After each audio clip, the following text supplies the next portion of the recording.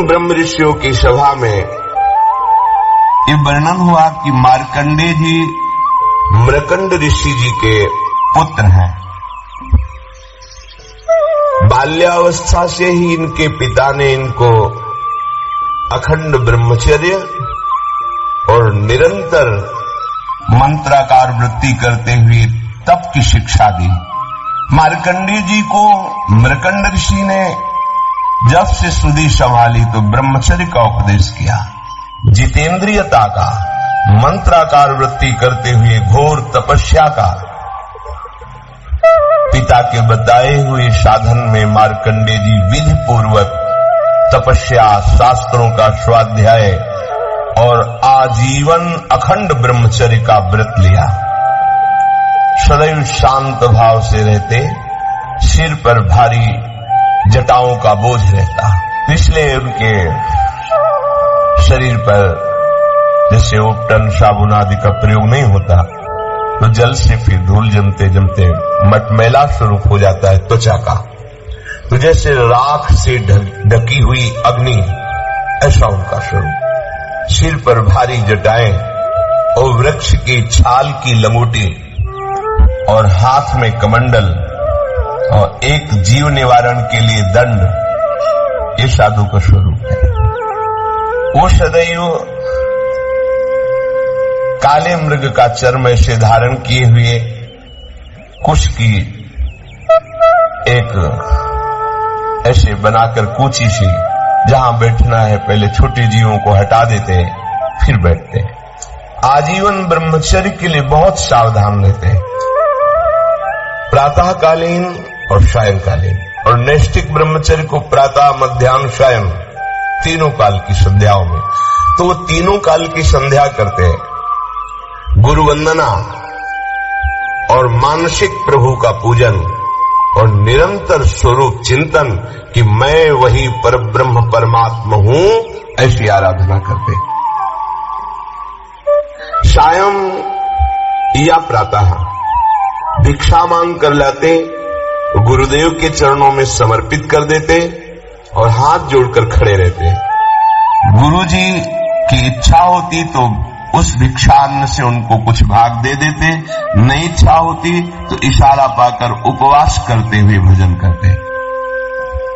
मार्कंडेय जी ने इस प्रकार तपस्या और भजन स्वाध्याय में बहुत वर्ष व्यतीत किए।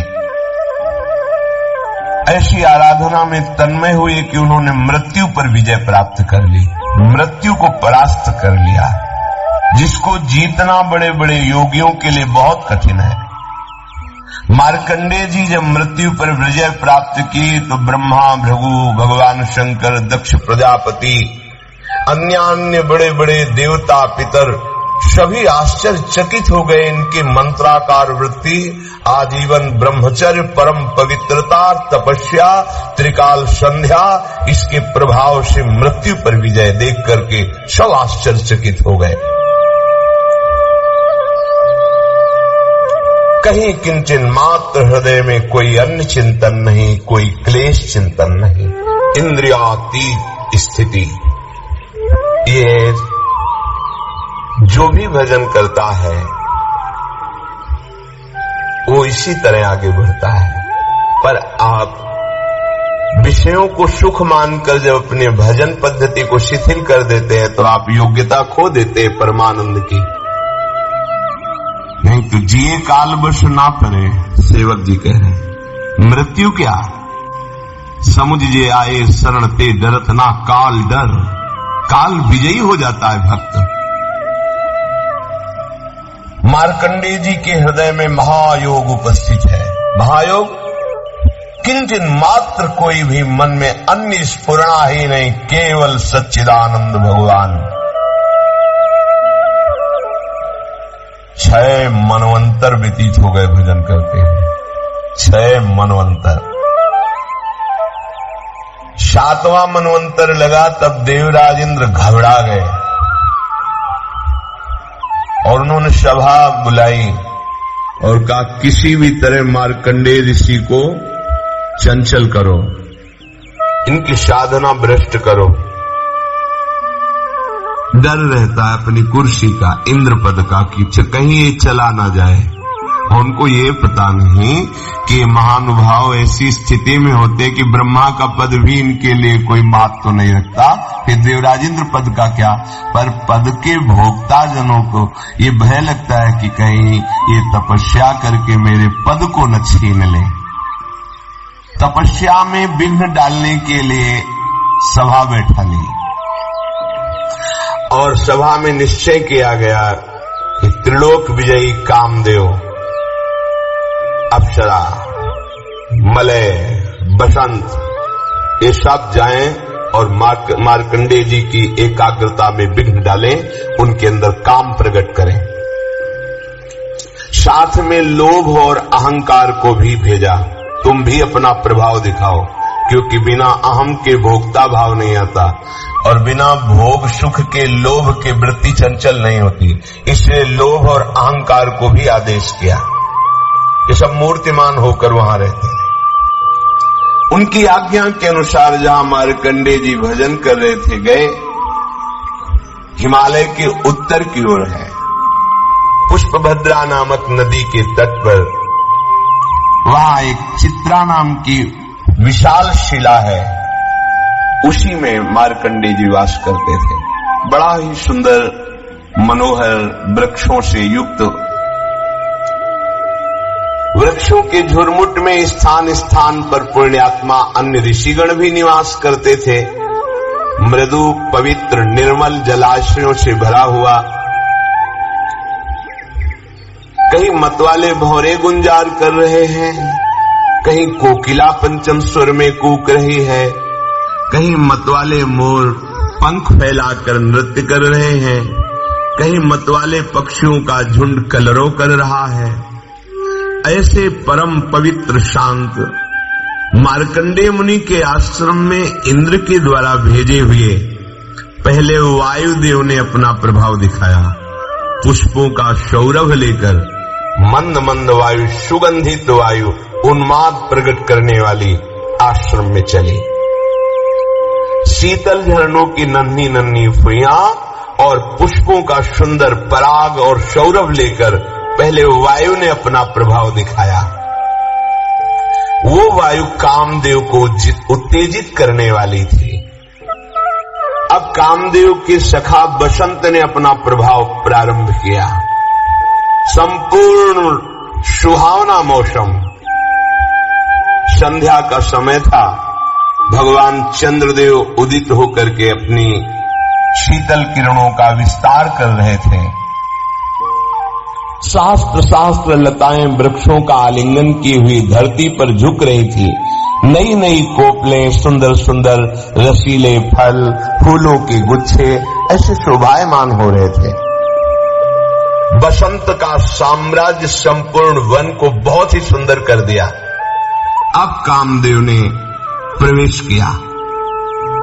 उनके साथ विशेष गायन के द्वारा मोहित करने वाले गंधर्व और ऐसा ताल से संगीत बजाने वाले जिससे उन्मत्तता चढ़ जाए, और स्वर्गीय अप्सराएं, और उनके बीच में 5 बाण संधान करने वाला कामदेव, हाथों में पुष्पों का धनुष और 5 बाण। मार्कंडेय जी भगवान के चिंतन में तन्मय थे। उनके नेत्र बंद थे, पर तेज ऐसा था मानो जाज्वल्यमान अग्नि की ज्वाला ही विराजमान हो। एक बार देखकर पूरा परिकर काम का भयभीत हो गया कि कहीं कोई ऐसी त्रुटि हो गई तो भस्म ही कर देंगे।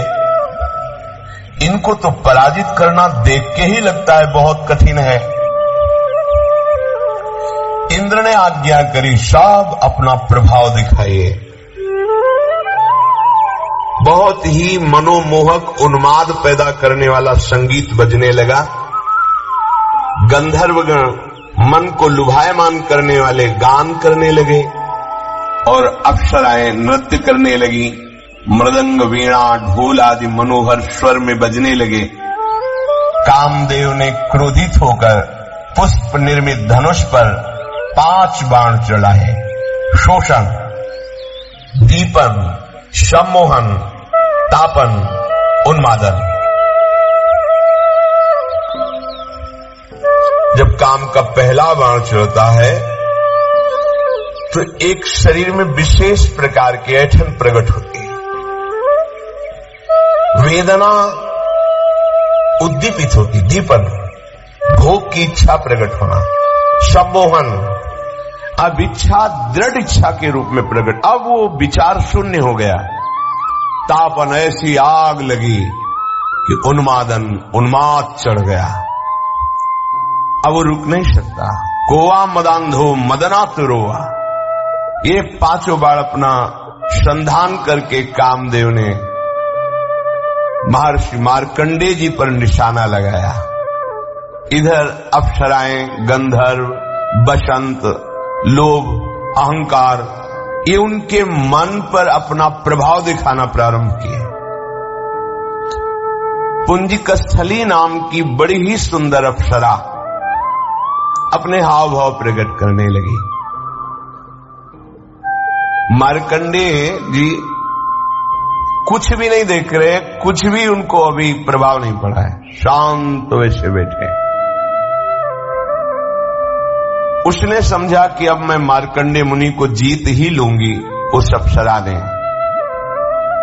कामदेव ने 5 बाण मार्कंडेय जी पर प्रहार किए, परंतु इन सब का उद्योग निष्फल रहा। वो जैसे भगवान के चिंतन में थे वैसा ही चिंतन चलता रहा। जैसे किसी अभागे का पुरुषार्थ प्रयत्न विफल जाता है, ऐसे ही कामदेव, बसंत, मलय मारुत, गंधर्व, अप्सरा, लोभ, अहंकार, सब का प्रभाव निष्फल रहा। मार्कंडेय मुनि अपरिमित तेजस्वी भगवान के चिंतन में तन्मय थे। बार बार प्रयास किया कामदेव ने, अप्सरा ने, पर उनका चित्त ही बहिर्मुख नहीं हुआ। बहिर्मुख माने मतलब बाहर का दर्शन। अब तो उनकी तपस्या के तेज से सबके हृदय में भारी जलन पैदा हो गई। उनको पता ही नहीं है, पर ये प्रभाव होता है। सब भाग पड़े वहां से, जैसे छोटा बच्चा सांप को देख के भाग पड़े, ऐसे काम, अप्सरा, गंधर्व सब भाग पड़े। मार्कंडेय जी को पता ही नहीं चला, जाना ही नहीं कि कोई आया था, कोई कुछ किया है। निरंतर भगवदाकार होते। ये भजन में ऐसे डूबना चाहिए कि बाहर की परिस्थिति का पता ही न चले, हृदय की ऐसी स्थिति हो जब रत्ती भर भी विचलित नहीं कर सके और किंचन मात्र कोई अहंकार का प्रभाव नहीं पड़ा। जैसे देव ऋषि नारद जी ने लीला में थोड़ा दर्शाया कि काम का प्रभाव तो नहीं पड़ा, पर अहंकार का प्रभाव पड़ गया कि मैं काम विजयी हूं, इसीलिए फिर वो लीला बदल गई। ये भगवान के भजन करने वाले महापुरुषों के लिए कोई आश्चर्य वाली बात नहीं है। ये खास बात है, जो भगवान के भजन में है तो कोई आश्चर्य वाली बात नहीं है। देवराज इंद्र ने देखा कि हमारी सेना तो निस्तेज, हाथप्रभ और क्लेशित होकर लौट आई है। बड़े प्रभावशाली मार्कंडेय जी हैं। उन्हें बड़ा आश्चर्य हुआ और उन्होंने मन ही मन मार्कंडेय जी को प्रणाम किया और क्षमा मांगा। मार्कंडेय जी तपस्या, स्वाध्याय, धारणा, ध्यान, समाधि, चित्त की परम एकाग्रता की स्थिति में थे। अब उन पर कृपा प्रसाद की वर्षा करने के लिए मुनिजन नयन मनोहारी नरोत्तम भगवान प्रकट हुए। इससे ऐसा संकेत मिलता है कि भगवान के दर्शन के पहले आपको बहुत कुछ दर्शन कराया जाएगा। लोक लोकांतर की भोग सुविधाएं, यश, कीर्ति, नाम, प्रतिष्ठा, सिद्धियां, अगर आप इनमें से कहीं भी फंस गए तो समय लगेगा। और अगर नहीं फंसे तो इसी के तत्काल बाद आपको भगवत साक्षात्कार हो जाएगा। भारी विपत्ति या भारी संपत्ति किसी में लुभायमान नहीं होना। महाभागवत भक्त का लक्षण है त्रिभुवन की राज्य लक्ष्मी देने पर भी आधे पल के लिए, आधे क्षण के लिए अपने प्रभु का विस्मरण ना करना। जीत गए, कोई नहीं परास्त कर सकता। आप हृदय में देखिएगा इस बात को कि जब कोई विकार आपके ऊपर प्रभाव डाल रहा है तब आप भगवत विस्मरण कर रहे हैं। देख लीजिए, उसका काम है, पहले भगवत विस्मरण होगा, पहले रुकेगा भजन, तब वो अपना प्रभाव दिखाएगा। अगर भजन चल रहा है फिर किसी की ताकत नहीं कि आपको परास्त कर सके। भगवान दो रूप में प्रकट हुए, नर नारायण के रूप में। उनमें से नर भगवान का शरीर गौर वर्ण और नारायण भगवान का शरीर श्याम वर्ण। दोनों के नेत्र खिले हुए कमल के समान कोमल, विशाल, करुणा बरस रही है। अद्भुत अजान बाहु, लंबी भुजाएं और मृग चर्म पहने हुए हैं। एक वृक्ष की छाल और एक मृग चर्म, हाथों में कुश लिए हुए हैं। सुंदर यज्ञोपवीत धारण किए, कमंडल बांस का सीधा दंड धारण किए हुए, कमल गट्टे की माला और जीवों को हटाने के लिए एक वस्त्र की कूंची लिए हुए हैं। ब्रह्मा इंद्र आदि के भी परम पूज्य भगवान नर नारायण ऐसे परम मनोहर रूप से प्रकट हुए कि मानो अनंत बिजलियां एक साथ प्रकाशित हो गई हो। अद्भुत कांति, मूर्तिमान तप का स्वरूप मार्कंडेय जी। तो भगवान ने कहा, प्रिय सम्मान्य ब्रह्मर्षि शिरोमणे, तुम चित्त की एकाग्रता और तितिक्षा, कष्ट सहने की सामर्थ्य को और संयम और मेरी अनन्य भक्ति को प्राप्त करके तुम सिद्ध हो गए हो। चित्त की एकाग्रता और कष्ट सहने का धैर्य और इंद्रियों का संयम और मेरी अनन्य भक्ति, इससे तुम सिद्ध हो गए हो। तुम्हारे इस आजीवन शुद्ध ब्रह्मचर्य निष्ठा को देखकर हम बहुत प्रसन्न हैं। तुम्हारा कल्याण हो। मैं समस्त वर देने वालों का भी वर देने वाला स्वामी हूं, इसलिए तुम्हें जो इच्छा हो मांग लो। मार्कंडेय मुनि ने कहा, देव देवेश शरणागत भयहारी, हे भगवान अच्युत, आपकी जय हो, जय हो, जय हो। हमने तो आपका जो साक्षात्कार पाया, दर्शन पाया, यही दुर्लभ वस्तु हमारे हृदय में थी कि हमें कब प्रभु के दर्शन मिलेंगे। प्रभु अब हमारे हृदय में कोई इच्छा नहीं रही। आप चाहते हैं कि मैं आपसे मांगूं, तो फिर आपकी आज्ञा का पालन करना चाहिए। तो प्रभु मैं ये देखना चाहता हूं कि आपकी माया क्या है, संपूर्ण माया को देखना चाहता हूं।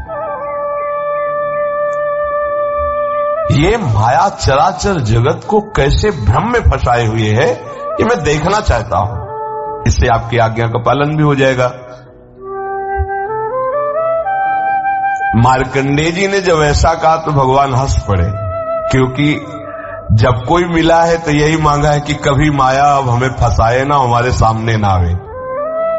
और मार्कंडेय जी कह रहे मैं देखना चाहता हूं क्या है आपकी माया, क्योंकि बचपन से भजन में लगे हैं, माया का कोई प्रभाव ही नहीं, तो क्या है आपकी माया मैं देखना चाहता हूं। भगवान हंसते हुए कहा, ठीक है, ठीक है, ऐसा ही होगा, तुम देख पाओगे मेरी माया को। इसके बाद भगवान अंतर्धान हो गए। मार्कंडेय जी अपने आश्रम में रहकर इस बात का चिंतन कर रहे हैं कि भगवान कह रहे थे माया दिखाएंगे, अभी तक तो दिखाया नहीं।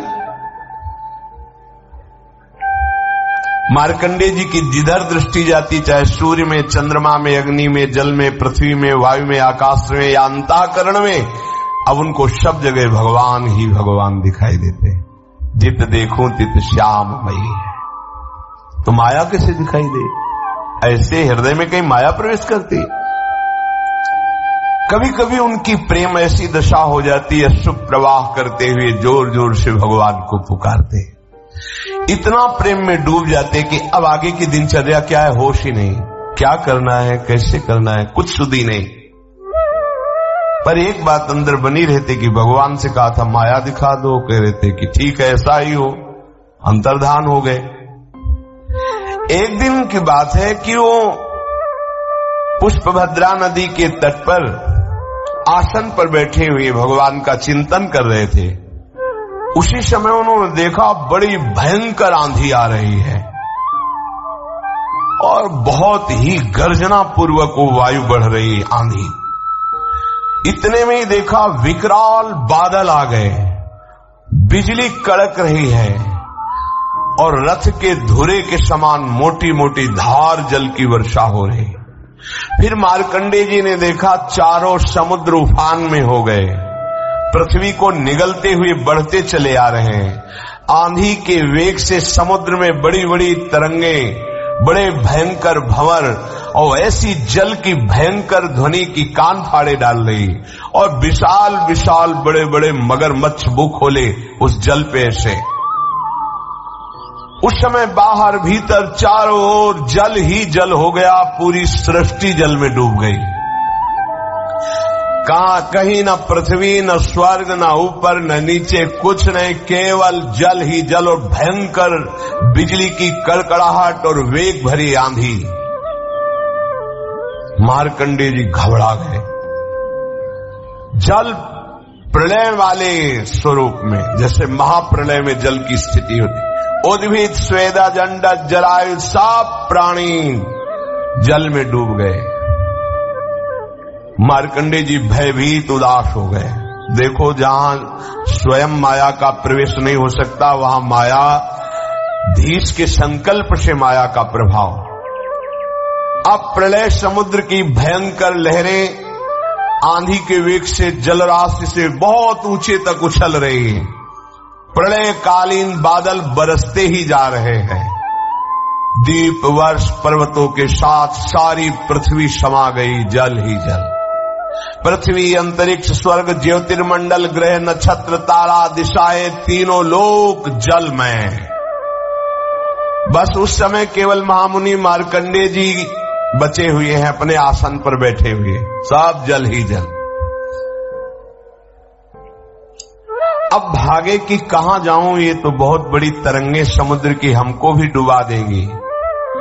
आसन जे ही छोड़ा प्राण बचाने के लिए भागे, तरंगों ने उनको घसीट लिया जल में। अब बड़े बड़े मगरमच्छ टूट पड़े मार्कंडेय जी के ऊपर, बड़े बड़े तिमंगल मच्छ उनको लील रह गए। हवा का झोंका थपेड़े फिर उलट गए, जल में आ गए, फिर भटक रहे हैं, बेहोश हो रहे हैं, थक रहे हैं, तरंगों में कभी आकाश के समान उछलते, कभी नीचे चले जाते हैं। भयानक दुख। जल के जितने भयानक जंतु, कोई निगल जाता है, कोई उगल रहा है, कोई घसीट रहा है उनको, कोई नोच रहा है, कभी किसी का शिकार बन जाते हैं। बहुत शोकग्रस्त, मोहग्रस्त, दुख ही दुख, अपार दुख, कहीं इतनी शांति नहीं, कोई विचार नहीं, बस हाहाकार मचा हुआ है। कभी देखा मैं मर गया, कभी देखा फिर पैदा हो गया, कभी देखा भयंकर रोग। मार्कंडेय मुनि अब भगवान की भी याद नहीं कर पा रहे, इतनी थपेड़े, इतना भयंकर दुख, यही है। भटकते भटकते जलराशि में सैकड़ों, हजारों नहीं, लाखों करोड़ों वर्ष व्यतीत हो गए। मार्कंडेय मुनि प्रलय के जल में सैकड़ों, हजारों, करोड़ों वर्ष व्याकुल हुए, ऐसा व्याकुल हुए अब क्या होगा। तो देखा उस जलराशि में एक टीला है छोटा सा, और उसमें एक बरगद का पेड़ है और उसके हरे हरे पत्ते और लाल लाल फल शोभायमान है। बरगद के पेड़ में ईशान कोण पर एक डाल है, उसमें एक पत्तों का सुंदर दोना है और उस दोने पर एक नन्हा सा शिशु लेटा हुआ है। उसके शरीर से ऐसी उज्जवल छटा छिटक रही है जिससे आसपास का अंधकार दूर हो रहा है। उस शिशु के मरकत मणि के समान श्यामला शरीर, बड़ा सुंदर मुखारविंद, सौंदर्य फूट पड़ रहा है। गर्दन शंख के समान उतार चढ़ाव वाली चौड़ी छाती, सुंदर नाक, मनोहर भौहें, काली घुंघराली अलकें और श्वास लेने पर हिलती हुई अलकें। कानों में सुंदर कुंडल, ओठों की बड़ी ही सुंदर कांति, और वो बालक देखकर मुस्कुरा रहा है। करारविंदेन पदारविंदम मुखारविंदे विनिवेशयन्तम वटस्य पत्रस्य पुटे शयानम बालम मुकुंदम मनसा स्मरामि। भगवान बाल मुकुंद देखकर मार्कंडेय जी की घबराहट को मुस्कुरा रहे हैं, और इस मुस्कुराहट से बड़ा सुख मिला मार्कंडेय जी को। बड़ी गंभीर नाभि, छोटा सा पेट, पीपल के पत्ते की तरह चिकना, श्वास लेने पर बल पड़ जाता है पेट पर, नन्हे नन्हे सुंदर छोटे हाथ, छोटी छोटी अंगुलियां, और वो प्रभु अपने कर कमल से, दोनों कर कमल से दाहिने चरण कमल को पकड़ के उसका अंगूठा मुख में डाल के चूस रहे हैं। बाल गोविंद करारविंदेन पदारविंदम मुखारविंदे विनिवेशयन्तम। मार्कंडेय मुनि ये दर्शन पाकर, जो अभी तक प्रलय की थपेड़ों में, जल के जंतुओं में क्लेश पा रहे थे, थोड़ा शांति मिली, थोड़ी थकावट मिटी, आनंद हुआ, हृदय प्रसन्नता की तरफ बढ़ा। अब मन में सोचने लगे कि ये बालक इतनी प्रलयकालीन जलराशि में बट वृक्ष के पत्ते के दोने में कैसे विराजमान है। तो सोचा चलो तैर कर इसके समीप चलते हैं, इससे कुछ पूछते हैं। तो अभी समीप पहुंच ही नहीं पाए थे कि शिशु ने ऐसा श्वास लिया कि मार्कंडेय जी उनके श्वास के साथ पेट में चले गए। जैसे अपने लोग लंबी सांस लें, कोई मच्छर आ जाए तो फिर सीधे ही चला जाएगा, ऐसे ही मार्कंडेय जी अंदर चले गए पेट में। और पेट में जाके देखा तो फिर वही आश्रम, उसी आसन पे बैठे, फिर वही प्रलय की जल राशि, वही वर्षा पेट के अंदर। अब विचित्र दृश्य देखकर आश्चर्यचकित हो गए। वो विचार नहीं कर पा रहे कि बाहर वाला दृश्य और अंदर वाला दृश्य क्या है। वही अंतरिक्ष, ज्योतिर्मंडल, पर्वत, समुद्र, द्वीप, वर्ष, दिशाएं, देवता, दैत्य, वन, देश, नदियां, नगर, खाने, ये सब का सब भगवान के उदर में देखा। मैया को भी दिखाया था। लालजू महाराज से कहते, दाऊ दादा ने कहता ने मिट्टी खाई, मुख खोल, छड़ी लगी, खोल मुख। मैंने नहीं खाई। वो खोल तो सोच रहे काहे को मुंह खोले, मैया डर जाएगी। दिखा अनंत ब्रह्मांड भगवान की। कहां तक कहे संपूर्ण विश्व अंदर पेट में परम सत्य दिखाई दे रहा है मार्कंडेय जी को। फिर दिखाई दिया कि हिमालय पर्वत, पुष्पभद्रा नदी तट पर आश्रम, वहां ऋषि, और वहां मैं भी बैठा हूं। वो सोच रहे हैं कि सत्य क्या है, बाहर वाला आश्रमों, प्रलय की जलराशि या अंदर, ये सब ऐसा सोच ही रहे थे कि फिर श्वास बाहर छोड़ी तो फिर उसी प्रलय वाले जल में बाहर आ गए। फिर वही बड़े बड़े मगरमच्छ उनको बाहर से देखा तो फिर वही वृक्ष टीले पर दिखाई दे रहा है, और उस बालक की मंद मुस्कान, प्रेम भरी चितवन।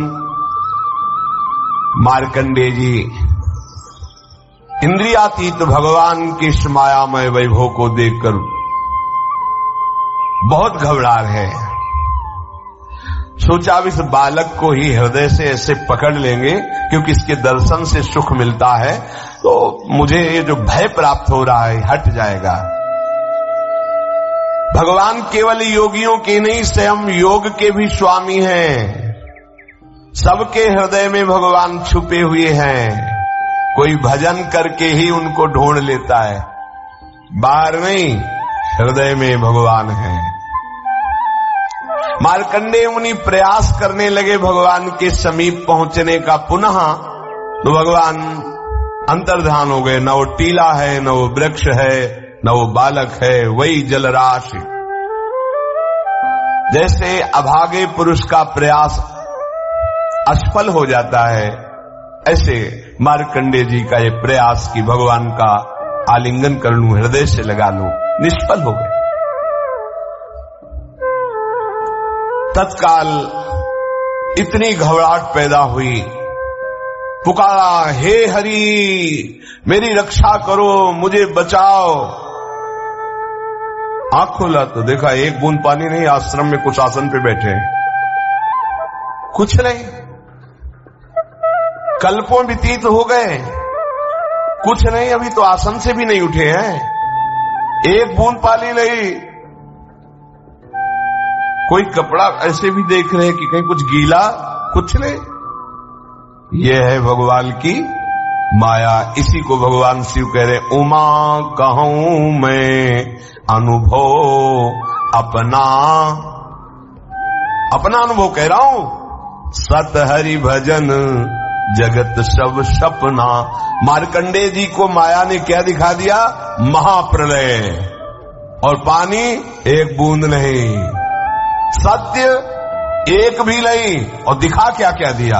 यही है, यही है। गो गोचर जहां लगू मन जाई, सो सब माया जानो भाई। ये मेरा, ये तेरा, ये अच्छा, ये बुरा, कुछ नहीं। बोध संपन्न भगवान शिव कह रहे हैं, उमा कहूं मैं अनुभव अपना, सत हरि भजन। और ये सब सपना। सपना में क्या होता है? बहुत मारने वाले मिले, बहुत सजाने वाले मिले, बड़ी बाजार मिली, दुकान, परिवार, लड़का बच्चा और जगह कुछ नहीं। 100 में 100% झूठा, कुछ नहीं। सच्ची मानो, 100 में 100% झूठा, 1% भी सत्य नहीं। सत्य है तो भगवान है, ये नानात्व नहीं है।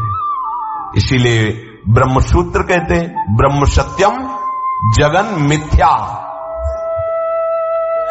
मार्कंडेय जी जब देखा कि आश्रम पे खड़े हुए भगवान को बार बार प्रणाम कर दंडवत शुरू कर, प्रभु प्रभु बस आपसे अब ये मांगता हूं, कभी ये माया मत दिखाना। अच्छे अच्छे को ब्रह्म, अच्छे अच्छे को ब्रह्म। सुदामा जी समुद्र स्नान करने द्वारिकापुरी में द्वारिकाधीश के साथ गए। बोले प्रभु सुनते हैं आपकी माया बड़ी विचित्र है, ये है क्या माया? भगवान ने कहा स्नान कर लेते, फिर आराम से बैठ के बात करेंगे।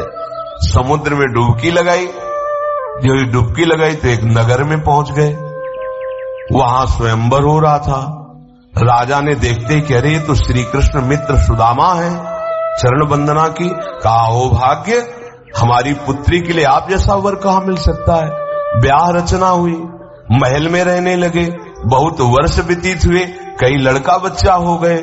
अब पत्नी मर गई तो जैसे अपने यहाँ था ना कि पातिव्रत धर्म से युक्त वो सती आदि का पूर्व में जैसा, ऐसा वहां था कि पत्नी मर जाए तो जबरदस्ती पति को जलाया जाता था उसकी शव के साथ। यहाँ जबरदस्ती तो नहीं था, वो अपने पातिव्रत धर्म के प्रभाव से योगाग्नि में, चिता में भस्म होती थी। पर वहां का नियम था जबरदस्ती, तुम चाहो या न चाहो, पत्नी मर गई तो उसके साथ तुम्हें भस्म होना पड़ेगा। सुदामा जी से कहा हमारे यहाँ की रीति है बाप, तो उनको चिता में डालने के लिए 100 के साथ जब बांध दिया गया तब पुकारा, अये परम प्राण प्यारे मित्र श्री कृष्ण मुझे बचा लो। जब भी पुकारा तो भगवान ने इसे उठाया, बहुत लंबी डुबकी लगा लिए, उठो। बोले प्रभु, बोले हाँ कुछ सेकंड से हम देख रहे हैं तुम उठ ही नहीं रहे हो। बोले प्रभु सेकंड मिनट, अरे कितने वर्ष हो गए, ब्याह हो गए, लड़का बच्चा हुआ, तो हम चिता में जलाए जा रहे। बोले यही मेरी माया है, कुछ नहीं है, कुछ नहीं, ना नगर न राजकुमारी। तहां रमा न राजकुमारी, तब हरि माया दूर निवारी, तहां न रमा न राजकुमारी। ये बस मामे वे प्रपद्यन्ते माया में ताम तरंती थे। आपको सत्य लग रहा है, डर गए सुदामा जी कि अब तो चिता में भस्म ही होना, डर गए मार्कंडेय जी, इतने महामहिम जिनके आगे काम और अप्सरा सब भयभीत होकर भाग गए। कोई ऐसे कि नहीं त्राहिमाम शरणागत, ऐसी रचना रच देंगे, कुछ नहीं है पर सब कुछ हो जाएगा।